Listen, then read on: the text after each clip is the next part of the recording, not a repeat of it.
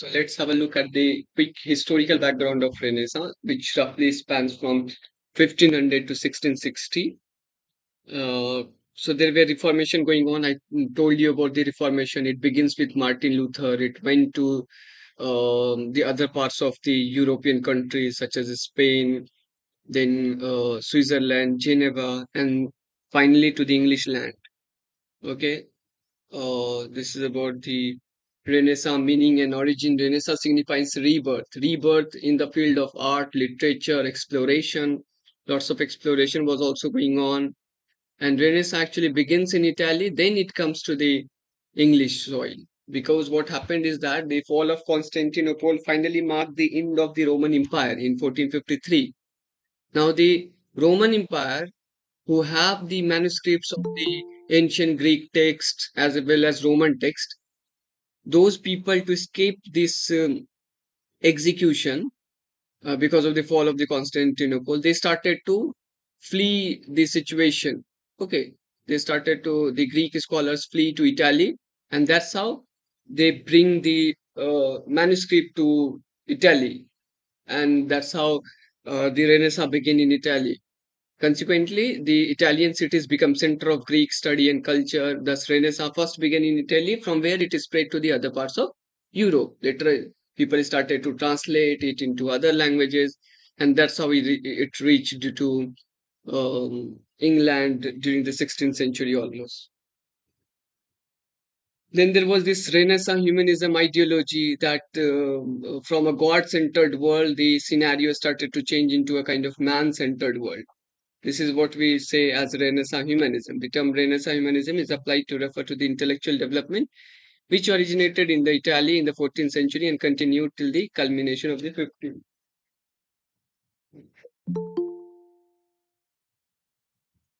A major contribution of the humanists was in the inauguration of serious investigation, which broke the illusion of many medieval myths. So there were many medieval myths. For instance, the great chain of being, the idea of the kinship, the idea of this Ptolemaic world that there is Earth at the center and everything else is revolving around it. So this was the earlier geocentric view, which has been broken by Copernicus with his heliocentric view. Okay, so exploration was going on. The um, that's how they reached India. Vasco da Gama landed at Calicut in 1498. Then other explorer also went to discover New England, Virginia Town, Roanoke Island, Africa, Australia. Okay, so it was also an age of exploration, which resulted obviously into the idea of colonialism. So this is also rooted in Renaissance exploration. This idea of colonialism is rooted into it. Okay, English exploration took place. So people like Sir Francis Drake, Sir Richard Hawkins, Sir Richard Grenville, Thomas Cavendish, Richard Hakluyt, whose travelogue is very famous, and it has been asked even in UGC NET, Richard Hakluyt's work, as well as the work of uh, Thomas Raleigh. Okay, Thomas Raleigh, one of the chief admiral during the Battle of Spanish Armada, and he also was commander while they found new land after the explorations. So, if you will look at this Renaissance, which starts from 1500 to 1660, it will divide itself into two, three parts. For instance, the first one is from 1558 to 1603, Elizabethan age. Even before that, let us begin from Henry VIII. So Henry VIII was king from 1509 to 1547. He married six times for a male heir because every time he was marrying, he got female or the daughter. So he wanted a son, and he got only one son, that is Edward the Sixth, who was a sickly king, as I've told you in the last class only. He was a sickly king, and he died at a very early age. So after his death, Mary, the first, she came to the throne. You know that I told you about Mary, that she is also known as Bloody Mary. Then Elizabeth came to the English. So Elizabeth's reign was a prosperous reign. She is also known as Virgin Queen. So from 5058 to 1603, she reigned England. Then she gave the throne to James the Burn. He was foreign because he was from Scotland. So he has to now take the command of Wales, Scotland, Ireland. All those parts were under Great Britain, united under Britain. So James the One, which is also known as Jacobean age. Jacobean age is famous for its play, especially. Then we have Caroline era, the reign of Charles the First, which ultimately ends with the execution of Charles the First by the Puritan commander Oliver Cromwell. Then Oliver Cromwell will come to the throne. He will become the Lord Protector of England from 1649 to 1658. Now, Charles the First, after his execution, his son flee and he will return back during the Restoration Age, about which we will talk later.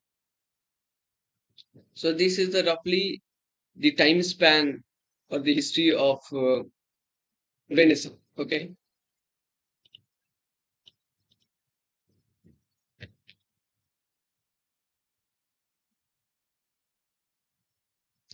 Now, when it comes to Renaissance, the authors who are important are Desiderius Erasmus, Thomas More, William Tyndale. I told you about William Tyndale in the last class only. Then Roger Rush, Hindi Howard, Thomas yeah, Thomas Eliot, Thomas Mallory. Mallory is more the author I was discussing in the last class. William Dunbar, the Scottish Australian about whom I have already talked. So we will try to look at them one by one. So I told you about John Skelton in the last class. Then we have Erasmus. Erasmus was actually he was not from English soil, so he was a Dutch scholar who visited England on two occasions. Okay, which are these two occasions? First in 1499 and then 1509. Okay, after 10 years. So he visited England twice. Now he have had a good relationship with Thomas More. Okay, they were friends. Now, what he wrote after going back to his soil, Dutch, I mean, he was a Dutch scholar. So when he went back, he wrote two, three works, and also a few works become very famous and translated into other languages. So the first work that is important written by him is Praise of Folly. Praise of Folly. Okay, it was written in Latin, later on translated into English and other languages. So Praise of Folly um, is like a song of victory for the new learning because of this Renaissance spirit. Okay, Renaissance spirit actually talks about the revival of learning. Okay, so praise of folly depicts it's a kind of song of victory for the new learning which had driven away vice, ignorance, and superstition which were prevailing in the preceding ages. So that's how it becomes a kind of symbol of new learning. Okay, dispelling the ignorance, superstition. Now, according to Erasmus, vice, ignorance, and superstition are the three follies of human being. We have to wipe it out in order to lead a good life.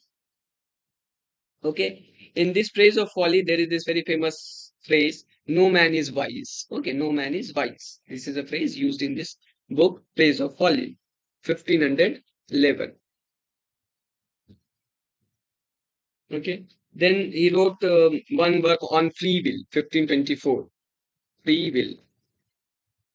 It's the name of the work, 1524.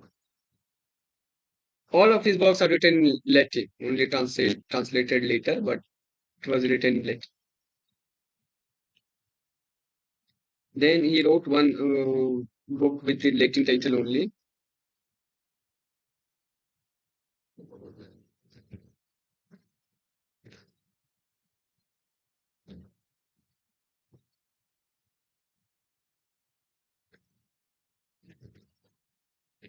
Okay, Incredion Militius Christiani. Okay, this is another work written by him. So these are the three important works written by Erasmus.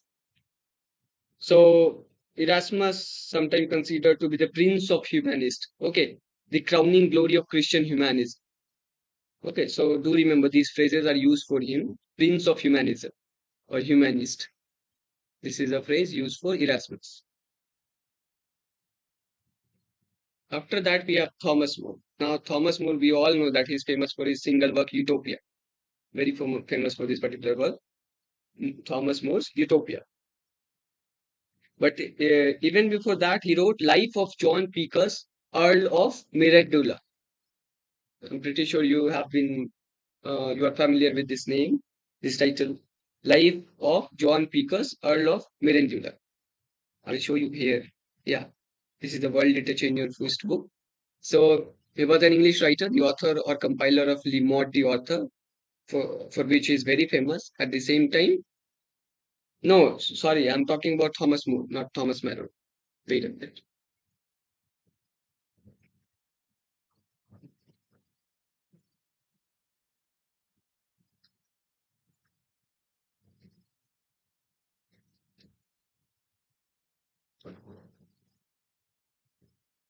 Thomas More is there or not? Perhaps he is not there in the World Literature list. Okay, let it be Mallory. Fine, I'm telling you about More. Okay, so first work is Life of John Pecos, Earl of Mirandula. You have heard this name? Anyone? While you are reading about Thomas More? It's a kind of biography of the leading Platonist Pico della Mirandola. That's why the title is Life of John Pecos, Earl of Mirandola.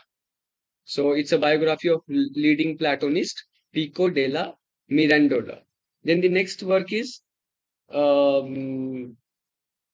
this Utopia, very famous work, and it's a kind of first book of Moore's Latin masterpiece. Utopia was written initially in Latin only. Okay, it talks about 54 cities in Utopia.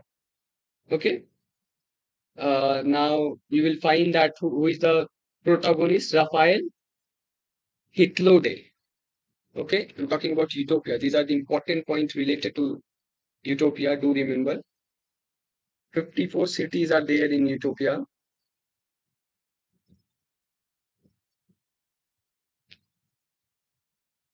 Raphael is the protagonist from Portugal. Portugal.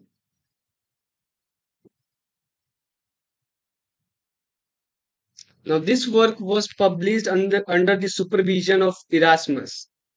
Remember, Eliot's work Wasteland has been published under the supervision of whom? Wasteland was published under the supervision of which author? Yeah, yes. So, in the same way, Utopia was published in 1516 under the supervision of Erasmus. Erasmus, about whom I just talked. But it was not translated to English until 1551. Now, in 1551, it was translated into English by Ralph Robinson, isn't it? Ralph Robinson. Okay, so for writing this, completing this in 1516, he almost worked for 2 years. Okay, on this book in order to finish. Now, what was the old title of Utopia? It was Abraxa, is the old title of Utopia. Okay, then it has been changed into Utopia. Okay, initially it was named as Abraxa. Later on, it has been changed into this. Do remember, this is a small bit of information, but important. Then I told you 54 cities are there. Prince of Utopia is elected among four candidates. Four candidates are there, and Prince of Utopia will be elected among those four candidates, the most powerful four candidates. Okay. Name of the river that has been shown in Utopia, which is without water. What is the name of the river? Tell me quickly. Name of the river that has been depicted in or about which the author has mentioned. It is a river without water. Anidel. Okay. In Utopia, there are stories of building. Okay. So there are three-story building. Stories building in utopian state. Now you are already familiar. Utopia is something which is very idealistic. Idealistic. Uh, who was the governor of Utopia?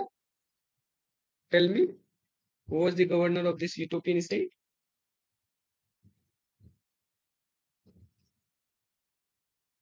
Self-proclaimed. Okay. There is a mercenary whose job is to convert people into other, I mean, religions. So mercenaries, and also sometimes to save people from invasion. This is the job of mercenaries. So there is a mercenary who is known as Zapoletes. Okay, Zapoletes, mercenary. Now, Utopia was initially set in the semi-autonomous cities of the Netherlands. Speculates about a form of government alien to the most of other European states because it's a utopian state. It is alien from the other European states. Now, personal property, money, and vice have been effectively abolished. There should be no personal property. It's a kind of communism, Marx's idea of communism. No personal property, no money, no vice. These things have been effectively abolished, and root cause of crime, ambition, and political conflict have been eliminated. You see, cause of any crime or ambition is money, property, vice. Once you will eliminate it, you will eliminate the cause of crime, ambition, and political conflict. This is what they did in European state. So see, Thomas More has thought about it back in 1516, which we are still not able to rectify, even in the contemporary time. So it has several religions, all of them officially tolerated. It's not that he will give preference to only Catholics or Protestants. All of the religion will be officially tolerated, and all of them dominated by the principle of benevolent supreme being. Supreme being, that is God kind figure. Okay, so these are all the small but important information related to utopia. Do remember these information.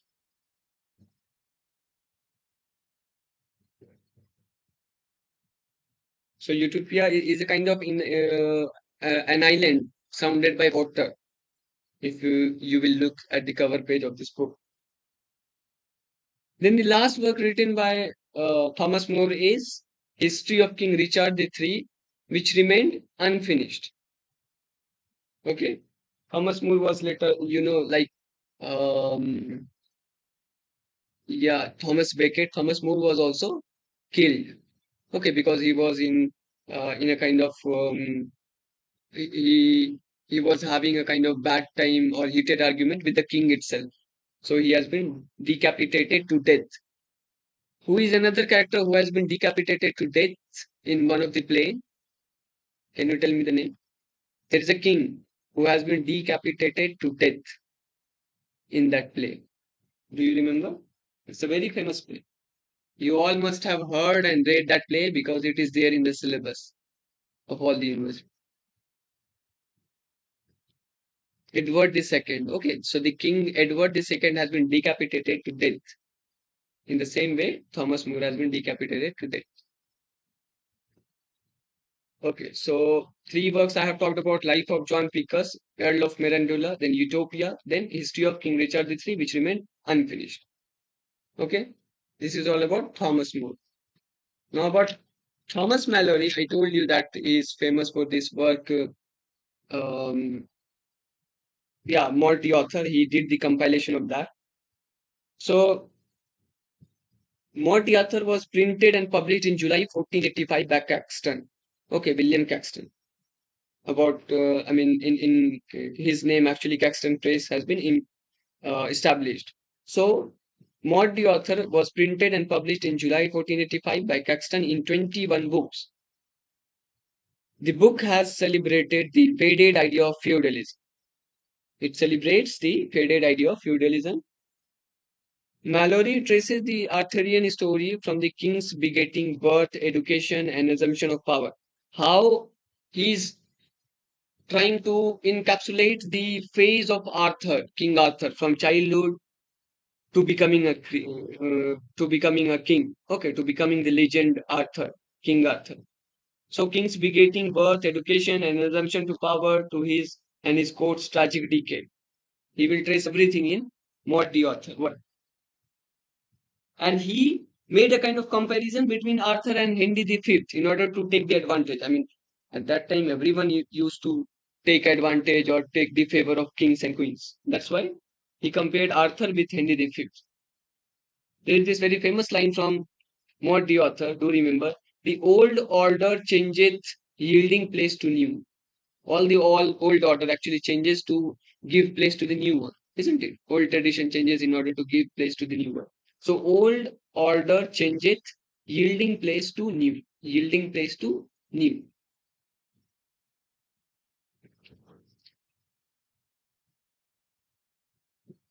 Then we have Sir Thomas Eliot. Sir Thomas Eliot is famous for his dictionary, which is Latin to English dictionary, 1538. Latin to English dictionary, 1538. Then his second work is the book named The Governor. The book named The Governor.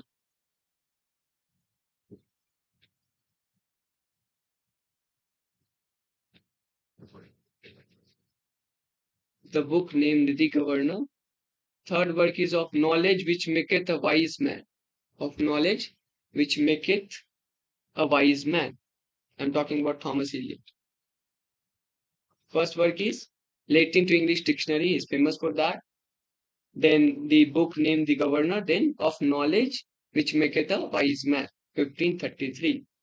The dictionary came in 1538. The book named The Governor came in 1551.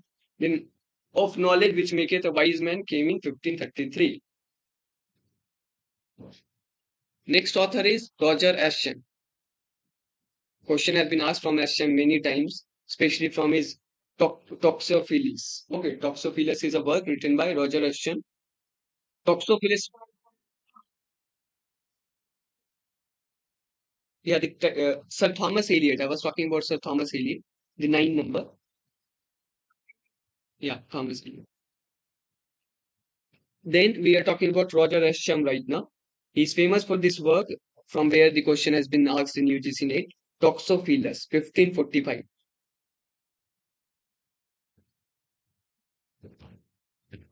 Toxophilus, 1545. Now, what does it mean? Toxophilus means school of shooting. School of shooting. It is related to archery.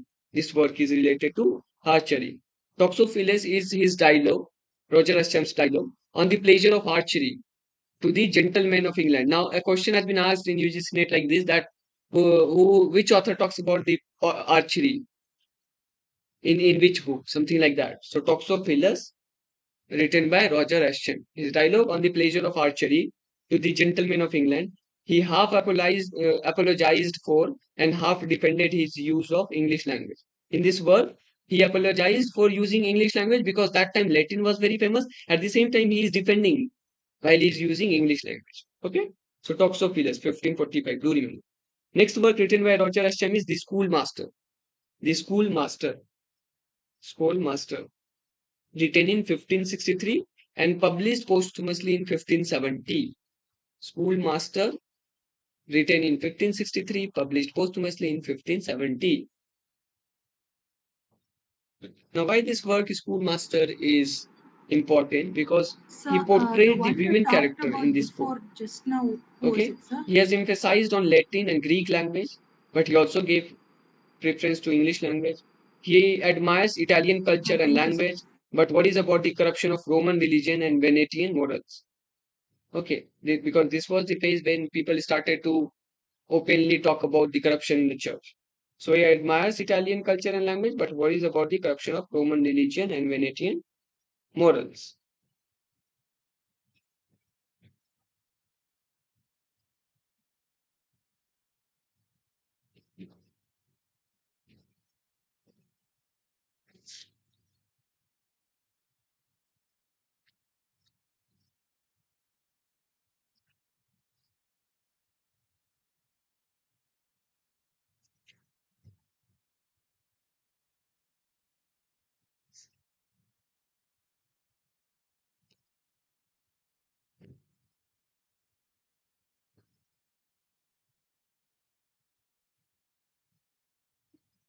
Now then we have small bit of authors, very important button.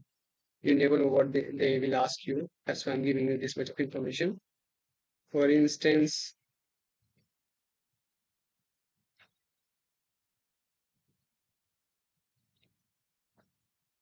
yeah, Jasper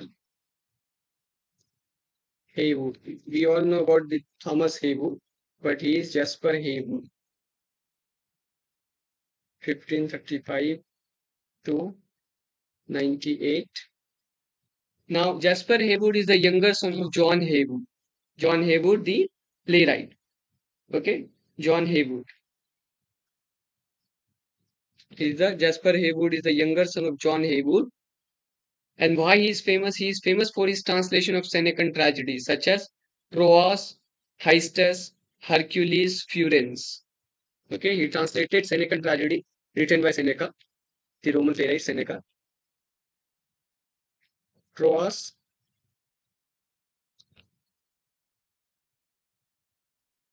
Hystus, Hercules, Furens. Okay, he translated these books. Then in criticism part, obviously, Himanshi will talk about this. George Puttenham, he wrote The Art of English Poesy. The Art of English Poesy. And then Sir Philip Sidney wrote The Defense of Poesy. Himanshi will talk about this in great detail.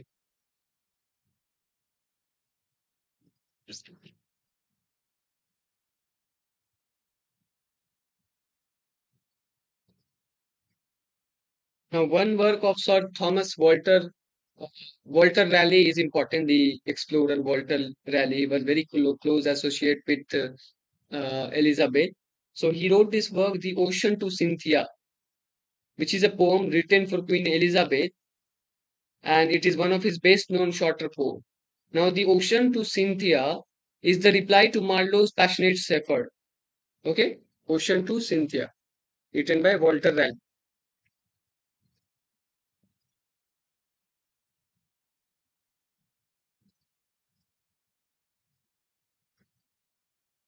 Ocean to Cynthia, a poem written for Queen Elizabeth, which was a reply to Marlowe's passionate shepherd.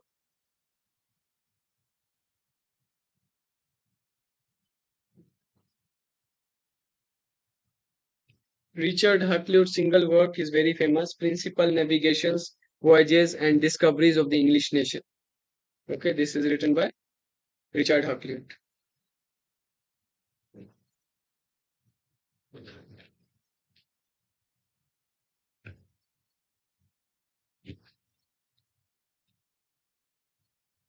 Yeah, Thomas More is there. We have talked about Thomas More. Alexander Barclay wrote this work, The Ship of Fool. The Ship of Fool is actually an allegorical work of the medieval time, which has been further written by Alexander Barclay. Then he wrote eclogues and pastorals. William Tyndall, I told you about Tyndall. Sir Thomas Yat. Okay, yeah. So Yat is important because Sir Thomas Yat and Earl of Surrey and Henry Howard, they both were very important figure, um, especially at the beginning, because for the first time Thomas Yat started to write sonnet. Okay, Petrarchan sonnet in English. So Thomas Yat introduced Petrarchan sonnet in English, and Henry Howard, Earl of Surrey, he wrote, if I'm not wrong, he started the tradition of blank verse for the first time. So Total's Miscellany was published in 1557, that is 15 years after his death, in which you will find Yat and Earl of Surrey's poems in this collection, Total's Miscellany. So in 1535, Yat was knighted and appointed High Sheriff of Kent, and in 1551 was elected Knight of the Shire. He married Elizabeth Brooke. Then Total's Miscellany was named after its printer Richard Total, who included 97 poems attributed to Yat, and among total 271 poems, Total's Miscellany is also called Songs and Sonnets. He experimented with stanzas form like rondeau, epigram, terza rima, ottava rima, satires, monorhyme, quatrain. These are all the thing you will see in his poems, Yat's poem. C.S. Lewis called him the father of the drab age. Okay. Now he followed Petrarchan sonnet. The Petrarchan sonnet will goes like that: Abba, Abba, then C D C, C D E, or C D C, C D C. Okay. A B A B, for a mnemonic, you can write, I mean, you can remember it like a Baba, CDC, CDE, CDC, CDC. Either this one they will follow or the next one. This is about Thomas Yacht.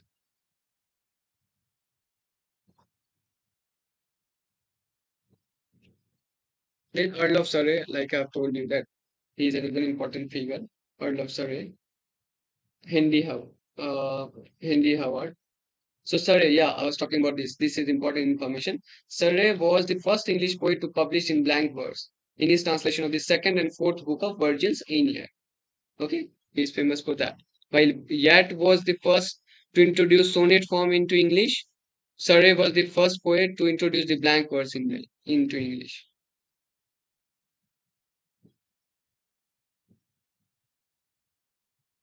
Then we have Norton and Sackville. Norton and Sackville, who are considered to wrote to write down the first tragedy in English literature, that is Gorboduc or Ferex and Porrex. Okay, Gorboduc or the tragedy of Ferex and Porrex.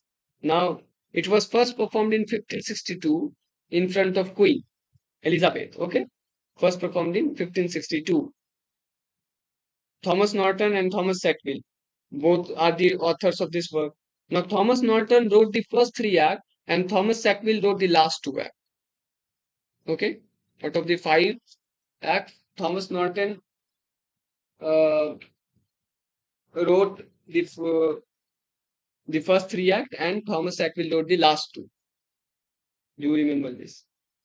The story of this particular tragedy, Gorboduc, was derived from Geoffrey of Monmouth's fanciful history of the descendant of the Trojan Brutus. Okay, Geoffrey of Monmouth, he wrote a history of Trojan Brutus. So his story has been derived from that word, Geoffrey of Monmouth.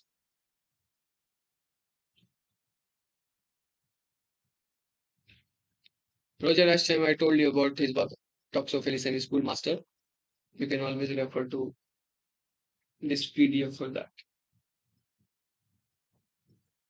So first English tragedy is Gorboduc or tragedy of Forex and Forex. First domestic comedy in English is, please tell me the name. First domestic comedy.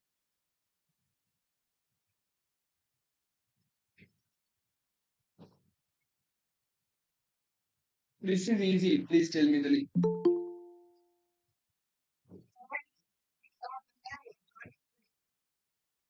Nicholas Udall's, which one?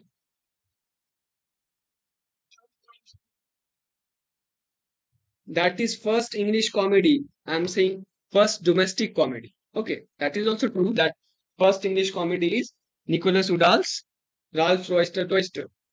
There is first English domestic comedy. Can you please tell me the name of that? First English domestic comedy.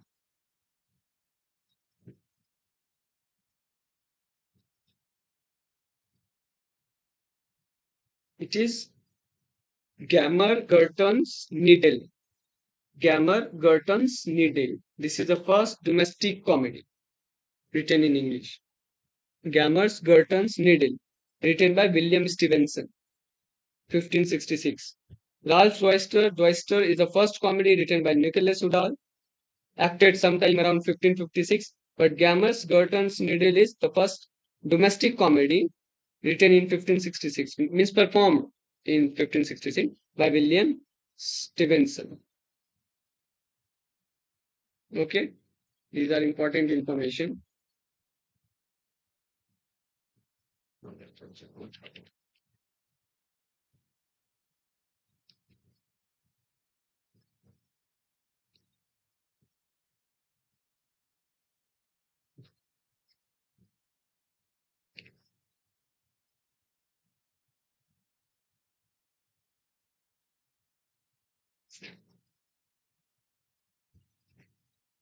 Now we are moving to Elizabethan age. Okay, I told you about Thomas Yatt and Earl of Surrey. Richard Totel's Miscellany is famous for his work, Songs and Sonnets. William Tyndale, Henry Howard, Earl of Surrey, Roger Ascham, Thomas Eliot, Thomas Mallory, William Dunbar, I told you in the last class only. Now we will move on to the poets. First of all, we have Edmund Spenser. Okay, Spenser is famous for his works such as Shepherd's Calendar, Amoreti, Epithalamion, Astrophel. Okay, Astrophel and Stella is written by Philip Sidney, and Astrophel, only Astrophel is written by Edmund Spenser. So Shepherd's Calendar is the first work. It's a kind of eclogue, okay, pastoral kind of work where he's talking about the shepherd.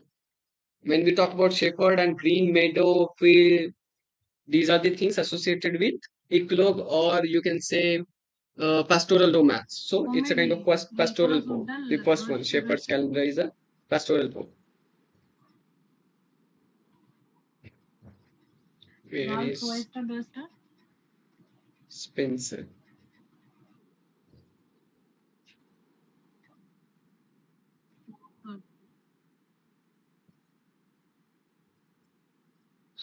This is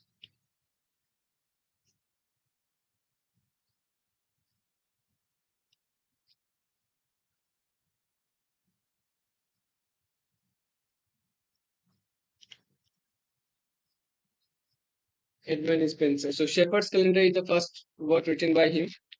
Uh, like I told you, it talks about uh, the pastoral. It's a pastoral poem. Then we have Amoretti. Amoretti is a collection of 88 sonnets written in 1594. 88 sonnets. It was addressed to Elizabeth Boyle. Okay, Elizabeth Boyle, his second wife. His first wife actually died. Then he married Elizabeth Boyle, to whom he dedicated many of his poems. Okay, so Amoretti is a poem, a collection of sonnets, 88 sonnets dedicated to Elizabeth Boyle. Then he wrote Epithalamion. Epithalamion is marriage hymn. When he was marrying Elizabeth Boyle, and then he wrote Epithalamion to celebrate his marriage. Okay, the image of their marriage celebration is depicted in Epithalamion. And this is quite, I mean, you will see many of the authors will talk about this issue of love. The love sonnets were very famous during Elizabethan age, whether it is Shakespeare, Michael Drayton, Edmund Spenser, or Philip Sidney. All of them were pursuing love from someone, some lady, and they were writing poems for them. So Amoretti is the collection of sonnet, 88 sonnet, Epithalamion is the marriage hymn. Then Astrophel is elegy on the death of his friend Sidney, Philip Sidney. Okay, he said that Philip Sidney is like Astrophel, who is gone now after Philip Sidney has been killed in a war.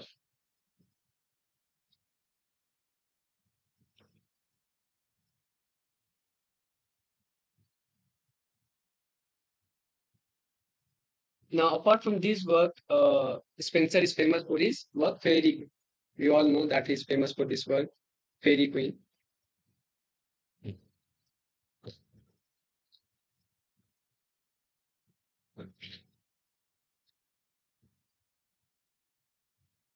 Now, Charles Lamb called him poet's poet. Okay, Charles Lamb called him poet's poet in 1594 after his first wife died. Spencer married to Elizabeth Boyle, to whom he addressed Amoretti sonnet sequence as well as the poem. Which poem? Epithalamion. Okay, marriage hymn. In 1596, Spencer wrote a prose pamphlet, A View of the Present State of Ireland, in the form of a dialogue. Now, in A View of the Present State of Ireland, it's here written, this one, yeah. So, in this work, Spencer believed that Ireland is a diseased portion of state. It must first be cured and reformed. It's a kind of colonialist kind of idea. Okay, colonizer's idea that he's propagating. Um, so he's saying that it should be reformed before it could be a position to appreciate the good sound laws and blessing of the nation. It is a dialogue between Exodus and Irenaeus. Okay. Yeah. Then we will come to Philippine. Philippine is important question has been asked many a times. It follows the Spenserian stanza. Spenserian stanza is written in 9 line A B A B B C B C C. This should be the pattern of Spenserian stanza. Very famous. Later on, many writers used this form. So Fairy Queen is based on the legend of King Arthur. The first three books were published in 1590 and second set of three books were published in 1596. Like Canterbury Tales, Spencer also he has also planned to write 24 books, but it remained unfinished. The introductory letter to Fairy Queen was written to Walter Raleigh. Dryden commented on it for its lack of unity. In this particular poem, and this question has been asked in UGC Net, Queen Elizabeth has been depicted as Gloriana. Okay, glorious king, queen, Gloriana. The seventh book of this collection remained incomplete, which deals with the subject of mutability representing virtue of constancy. Now, these things are important. The six books represent the following virtues of the knight. So these virtues, their significance are important. Red Cross Knight has been the virtue that it depicts is holiness of Anglican Church. Sir Gawain represents temperance. Then Lady Knight, Ditumart represents chastity. Tremond and Campbell represent friendship. Artegal represent justice. Sir Calidor, courtesy, mutability, virtue of constancy. This is the seventh book which remained unfinished. Read each book, okay, because Spencer's this work very cool is important. And these the book that represent which kind of virtue, this is also.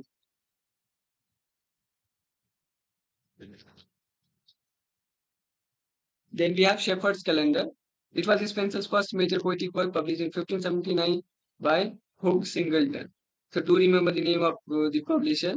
Edmund Spencer dedicates his volume to Sir Philip Sidney and signs himself Emerito. Now Emerito is also a kind of pen name of Edmund Spencer. You can expect such questions. It is written on imitation of Virgil's first book, the Cloaks and Theocritus Idyll. So it's a pastoral romance, Shepherd's Calendar. It depicts the months, different months of the year, all the 12 months.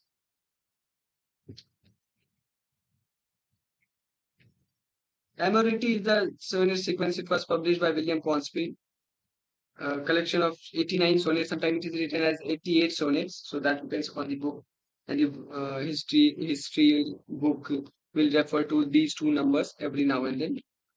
So rhyme scheme of the sonnet is A B A B B C B C C D C D E E. This is again different from the normal Petrarchan uh, rhyme scheme. Okay, A B A B B C B C C D C D. Epithalamion is the marriage hymn written on the when he married Elizabeth Boyle. Then Prothalamion. It is a betrothal song written on the occasion of the twin marriage of daughter of the Earl of Worcester, Elizabeth Somerset and Catherine Somerset. They married someone, and for this occasion he wrote Prothalamion. Astrophel, it is a pastoral elegy written by Spencer on the death of Sir Philip Sidney and was dedicated to Sidney's wife, the Countess of Essex. Countess of Essex. It was published in the same volume in which Colin Cloud Come Home Again was published. Now, Colin Cloud Come Home Again is still a pastoral poem by Spencer. I told you this character has been created by John Skelton and later used by Spencer. So it is based on subject of Spencer visit London in 1591. He wrote after returning home in Ireland. He dedicated it to Sir Walter Raleigh. Then next work is Mother Hubbard's Tale. So the poem was antagonized by Lord Burghley, the Prime Secretary of Elizabeth I, because he thinks that the author is trying to target him. Okay, Lord Burghley. And Spencer was removed from the English court. Earlier, Spencer used to get money from the court, but he has been removed because he messed up with Lord Burghley. Then we have other minor works. Spencerian India is important. Main meter in 8 lines, iambic pentameter, the final line in iambic hexameter. So there will be 9 lines which will follow this pattern of A, B, A, B, B, C, B, C, C.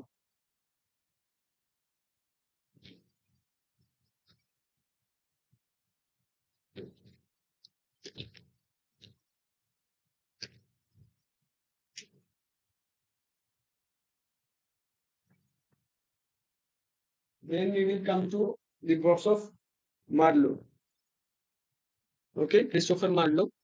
So Marlowe is famous for his book Tamburlaine the First, Tamburlaine the Second, The Jew of Malta, Dr. Faustus, Edward the Second. These are the important works written by him. He is part of University B. Okay, so Tamburlaine the First, then the second part of Tamburlaine, Chamberlain II.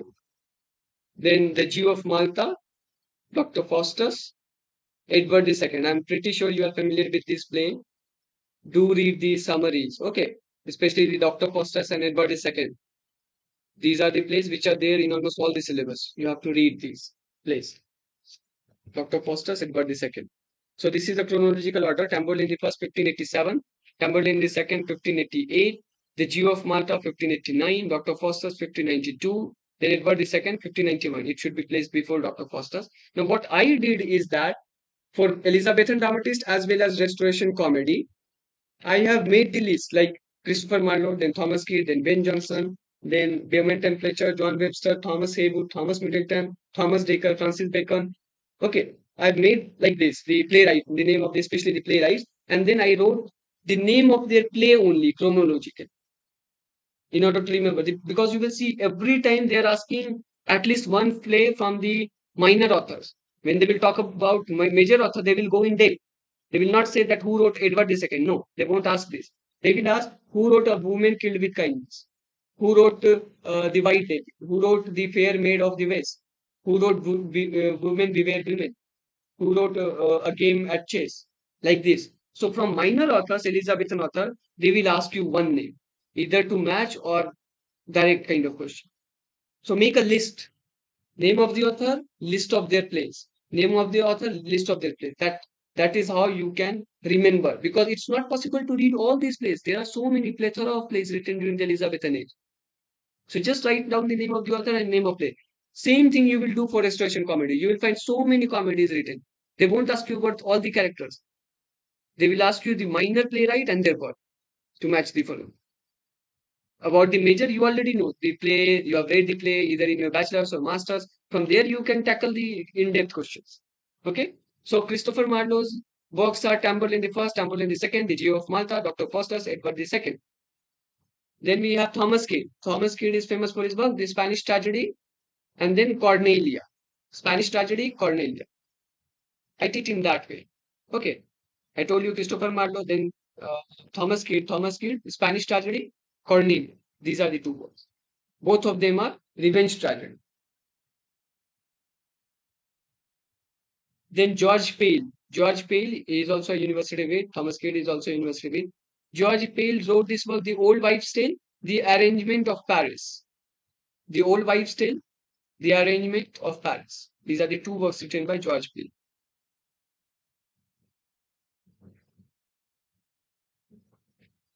The Old Wives' Tale, The Arrangement of Paris.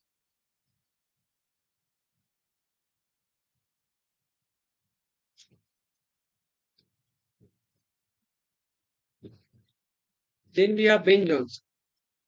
Again, in the case of Ben Jonson, you have to read all the summary from Lit Chat or Course Hero, whatever it is. So Ben Jonson wrote to the memory of my beloved, the author Mr. William Shakespeare. This is one of the work that he wrote to the memory of my beloved, the author Mr. William Shakespeare after Shakespeare's death. Uh, in 1616, Johnson published his works. The title of his works is Works only. Okay, Works. The Works of Benjamin Johnson. He was imprisoned in 1597 for collaborating with Thomas Nash on the scandalous play The Isle of Dogs. The Isle of Dog is a long lost play. We don't have any manuscript of this. Only the title we know, The Isle of Dog. So he was imprisoned. And then shortly after his release, he killed one of his fellow actors in a duel. He was imprisoned again. It was a miracle that he has been saved. Otherwise, he would have executed. So he talked about this comedy of humor about which this time UGC in the UGC NET a question has been asked. So there are four humors which stands for the four emotions. So the first humor is blood. Okay, blood stands for social and pleasure seeking. Blood or sanguine. Blood or sanguine stands for social and pleasure seeking.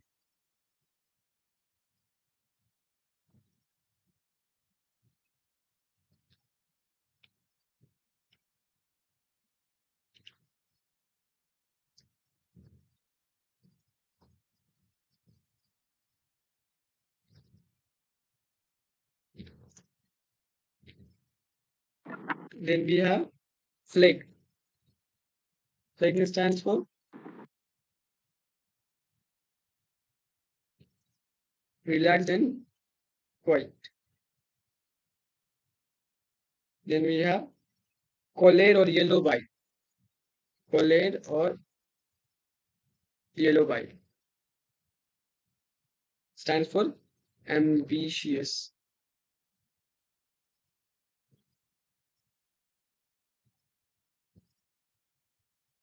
Then we have melancholy or black pine. She stands for introvert or thoughtful. Okay, this question has been asked in UGC. You remember. This was his comedy of humor. Now, he was inspired in turn for this comedy of humor from Robert Burton's work Anatomy of Melancholy. Anatomy of Melancholy. Ben Jonson, like John Donne, revolted against the artistic convention of his age. He wanted to renovate, he wanted to discover something new. Okay, like Donne. Donne started this metaphysical school of wit. In the same way, Johnson revolted against the convention of his age. Now, his work, there is this, all his collection were published under the title Works, the works of Benjamin Jonson. So, the motto of his works are taken from Horace. Okay, Horace is also known as Johnson's role model. Always remember, Horace is the role model of Ben Jonson.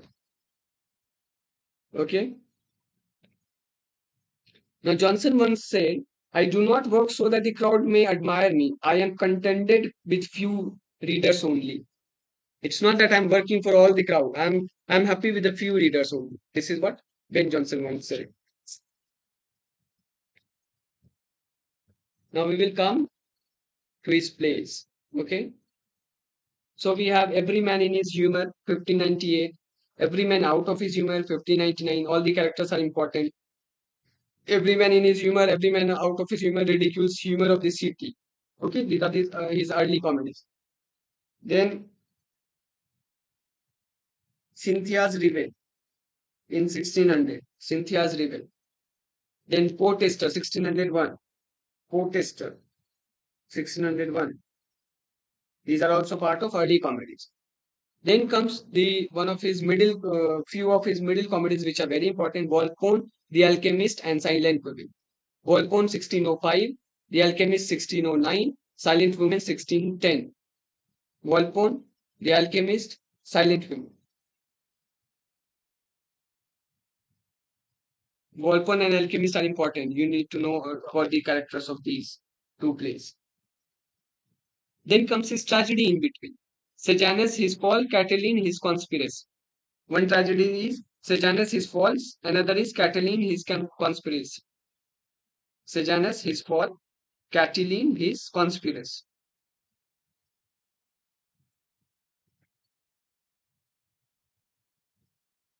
Then comes his mask.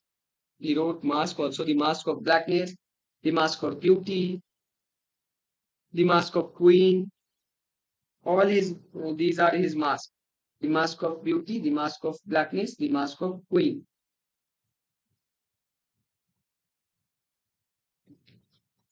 The Mask of Queen, by the way, is an anti-mask. Okay, it's another kind of genre, anti-mask. Now, apart from this, Johnson also wrote a work to Penhurst. It is addressed to a particular place. Again, this question has been asked this time in UGC. To Penhurst is a work addressed to a particular place. The name of the place is Penhurst. So it's a kind of ode written to or addressed to place. This time in UGC Net, in the second shift, this question has been asked. To Penhurst addressed to a particular place, and also at the same time, it was addressed to Robert Sidney. Then he also wrote Epigrams and The Forest. Epigrams, and next work is The Forest. These are all kind of eco-critical work. Epigrams, The Forest. One more work is Discoveries or Timber. Discoveries, the next title of the same work is Timber. Discoveries or Timber, 1641. It's a critical work written by him.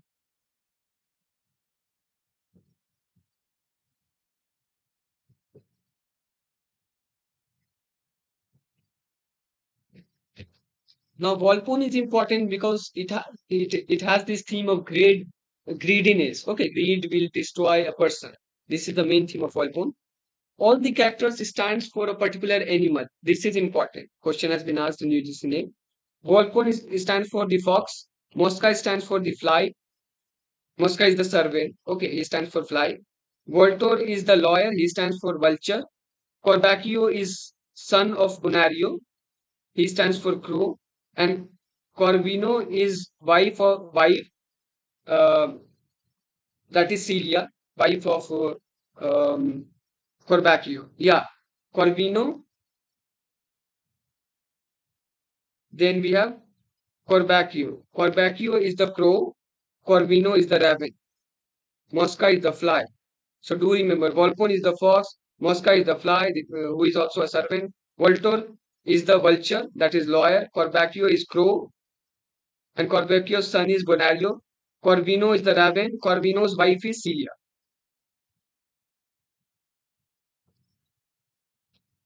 This is about Ben Jonson. You need to know about his characters also. Characters are important when it comes to Ben Jonson.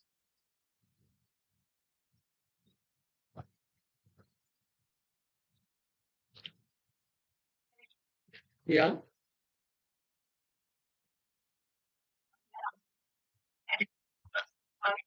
it was related to the four humors of Ben Jonson. Okay, four humors of Ben Jonson, as well as a word that has been addressed to a place, to Penhurst. Penhurst. Penhurst. To Penhurst. There was one more work along with this Penhurst, and I was asked that these two works are actually addressed to a place. So which are those two works? So the first one was the Penhurst, and another one was from different author. Okay.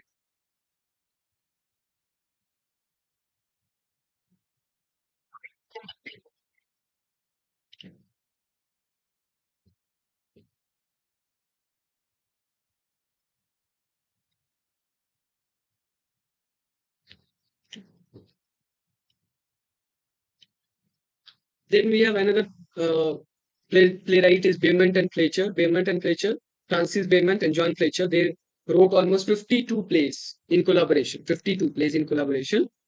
So they wrote tragedies such as Philaster and the Maid's Tragedy. Philaster and the Maid's Tragedy. These are the two tragedies written by them. Apart from many others, these are the important ones. Philaster, the Maid's Tragedy. Then they wrote also comedies such as A King and No King, A King and No King. Then the Spanish Curate. The Spanish Curate.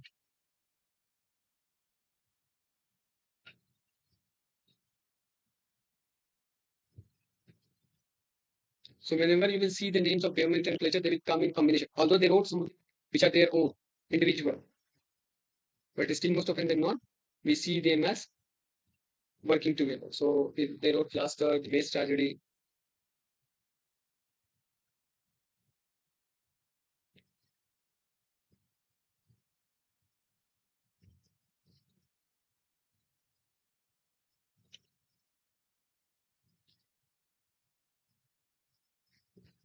They also wrote Faithful Shepherdess, Scornful Lady, The Night of the Burning Pestle. This is also important. The Night of the Burning Pestle, The Maid's Tragedy, A King and No King. You just need to know about the title. Do not go into much detail. These titles are important. Just remember those titles. Then next important Jacobean or Elizabethan playwright is John Webster. He is famous for his work, The White Devil and The Duchess of Malfi. Now, White Devil is, I mean, you can go through it, but then Duchess of Malfi is very important. You must know the story as well as all the characters. The Duchess of Malfi is very important. White Devil and Duchess of Malfi. Duchess of Malfi has been performed at Blackfriars Theatre. And in Duchess of Malfi, we have characters such as Duchess, the Duchess of Malfi, the titular character, Duchess, who is the wife of Antonio Bologna. Then Ferdinand and Cardinal. These are the two brothers of Duchess. They don't want Duchess to be in relationship with Antonio Bologna because Bologna is not a king. He is just a normal human being. So they recruited Daniel di Bossola to kill Antonio Bologna. Daniel di Bossola will, later on you will find that he will kill Bologna. Along with that, Ferdinand and Cardinal, they also killed three children of the Duchess. Okay, it's a tragedy. Duchess of Malfi and the White Devil, both of them were tragedy. Now, Duchess of Malfi becomes very hit, and White Devil was a flop play. That's why we don't know much about it. He also wrote Devil's Law Case. It's a tragedy comedy. And Charles Lamb praised John Webster for his work. And also William Hazlitt. The romantic critics such as Charles Lamb, William Hazlitt, they praised John Webster.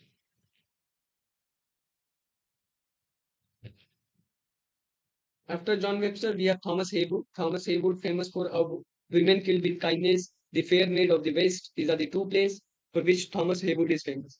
The Women Killed with Kindness, The Fair Maid of the West.